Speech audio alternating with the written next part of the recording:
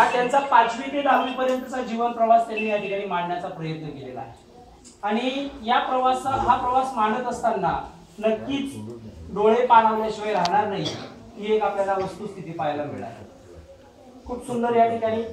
पण मी शेवटी सांगताना एकच सांगेल की आपली झाडगे म्हणते की शिरोळे सरांनी आपले मडके घडवले, बरोबर आहे की नाही?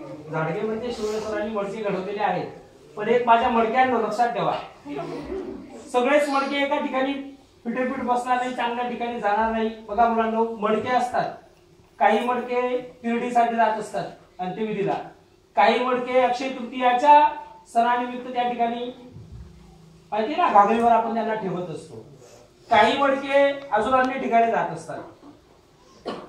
माझी तुम्हाला एकच त्या ठिकाणी सांगण्याची एक म्हणजे विनंती आहे, शेवटचा दिवस आहे म्हणून तुम्हाला विनंती करतो की माझे जे मडके आहेत सगळे चांगल्या ठिकाणी गेले पाहिजे, एवढीच माझी त्या ठिकाणी तुमच्यासाठी एक विनंती आहे।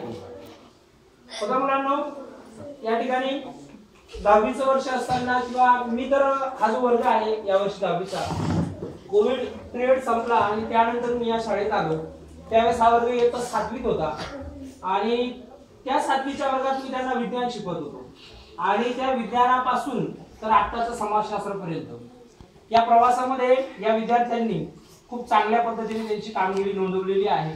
त्या कामगिरीबद्दल मी त्यांना बोर्डाच्या परीक्षेसाठी भरभरून मार्क्स दिलेले आहेत आणि म्हणून त्याच्यासाठी परत एकदा मी तुम्हाला सांगतो की माझे घडलेले मडके हे चांगल्या ठिकाणी पोहोचले पाहिजे आणि या घडलेल्या मडक्यांनी आपण जसे आहोत तसे राहिले पाहिजे, तडा कुठलाही आपल्या मडक्याला जाऊ देता कामा नये, अशी मी त्या ठिकाणी सगळ्यांना विनंती करतो आणि या ठिकाणी माझे शब्द संपवतो।